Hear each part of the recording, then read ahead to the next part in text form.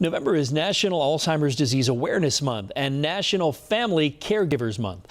People who have family members who've been diagnosed know the reality all too well, and those who aren't impacted by it might be able to help. Joining us now is the CEO of the Western Carolina chapter of the Alzheimer's Association, Katherina Lambert. Katherina, thanks for being here. This is an issue certainly very near and dear to my heart. My mom struggled with dementia-related issues, although never an official diagnosis of Alzheimer's, which I guess leads us into our first question. How do you know the difference, and how do you get them to go to the doctor? Those are two really great questions. So dementia is kind of that umbrella term that covers a wide range of specific medical conditions, including Alzheimer's disease. So dementia is not one single disease. Alzheimer's happens to be the most common, but this is not normal aging. These are actually changes in cognition and fall under that dementia. How do you get an accurate diagnosis? A big part of that is getting to and having conversations with a medical provider early. We really want to advocate for early detection, but also accurate diagnosis. And there are diagnostic tools that the earlier we're able to have those conversations, the better with our physicians. So what advice would you give to families out there who have a loved one that might be dealing with some cognitive issues? A, you may not want them to drive anymore. How do you navigate those waters? This is a multi-part question. And so first, let's tackle the driving. How do you get them to go to the doctor? Because a lot of the older people, driving is their independence. They don't want to give up their license, which, hey, we'll all be there one day.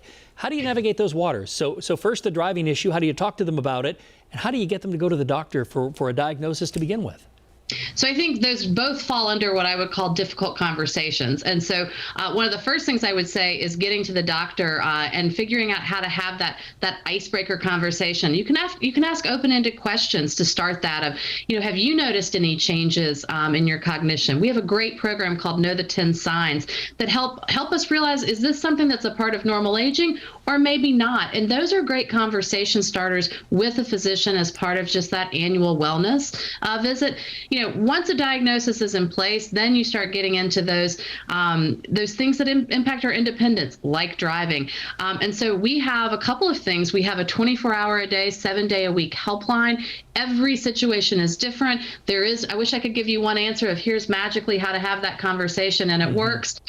But these folks deal with this day in, day out in those conversations. We also have a program on difficult conversations. I think the biggest thing for people to know, you're not alone. And so reaching out to us and helping us craft what that care plan for you and your family would be my biggest piece of advice. Yeah, I know the care seems a little bit overwhelming at times because, there's the constant worry about cooking and leaving the stove on and things like that. Not only for maybe children and but spouses, having to follow them around the house and making sure that they don't wander off. It's a lot to shoulder.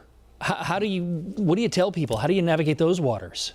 So caregivers, there's a very large burden on caregivers, and that journey with your loved one changes depending on where in the evolution of progression your loved one is.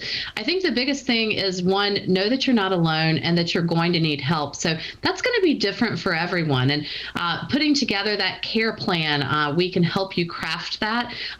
Where might you get resource, both for respite, for other help, and then for those in your community, if you know someone going through this, really there's some things you can do to be helpful. One, educate yourself on the disease and what they might be expecting and what might be coming.